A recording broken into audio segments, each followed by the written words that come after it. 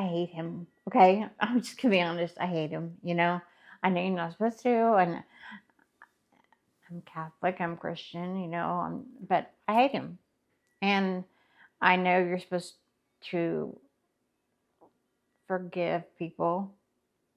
You don't have to forget, but you can forgive. Not gonna happen. You know, I mean, it doesn't. I know people say it eats up your soul. I don't focus on Robert Courtney every day. I don't think Yeah. about him every day. So, but I do hate him, and I will never forgive him, ever forgive him. You know, but that doesn't make my life any less. We have a great life together, Yeah. and but I don't think he deserves that. I don't think he deserves any kind of life. I think he should be sitting in a prison cell for the rest of his life. I think they should take pictures of every victim he hurt or killed and just line them up on the ceilings, on the walls, so he has to face all those people looking at him every day. I think he should just never have any freedom, no rights, nothing. He should just sit in the cell. When you explain to people how your dad died, what do you say? Do you say it's the cancer, or what do you say? I say my dad was diagnosed with lymphoma, and had it not been for Robert Courtney, he would still be with us today. I started then, what if? What if what everybody's saying is true? You know, they joked about and said that there were no toxicities there, you know, lack of toxicities. They joked that they could tell when Robert Courtney mixed the bags because the bags weren't always as full. You know, then they told me and showed me that the price that they were paying, and I was sitting there going, you know, maybe a different, he's buying from a different non-reporting wholesaler or something like that, but they said, no, it's all C.D. Smith. You know, I took all of that and, you know, and this is where I think God actually had a hand, because before then, dilution never came in my mind. And the word dilution came in my mind. He might be diluting. So I was on medical leave during that time that she was on hemodialysis. So within a week, as soon as I came off medical leave for my daughter, that next day, on that Monday, I had a luncheon meeting with Dr. Hunter's office.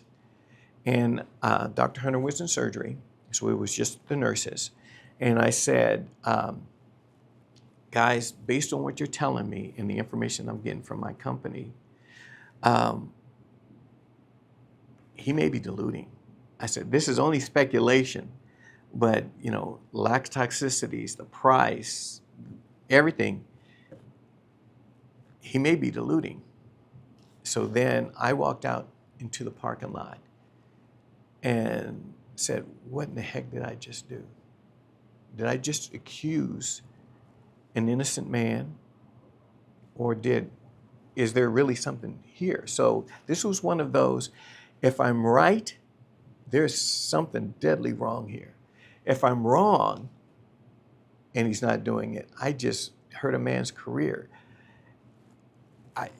It was just disturbing. So then that night, Dr. Hunter called I have a home office, called me and said, what did you tell my nurses? And I repeated everything. And there was dead silence on the phone. I really didn't think that this was something that was done intentionally.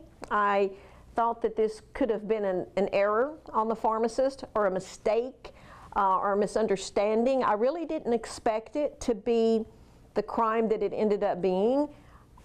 We eventually met with the doctor, and she gave us the information of how Robert Courtney in his pharmacy would mix the cancer treatments, the chemotherapy IV treatments for her patients, and how she was able to have a sample tested after hearing from a drug rep that it didn't seem like enough product was being bought in the general area. So she comes to us with that information. I think it was about a third of the dose that she ordered. And even with that information, I did not believe, and neither did the other FBI agents that were at the meeting, that we still knew that there was a crime.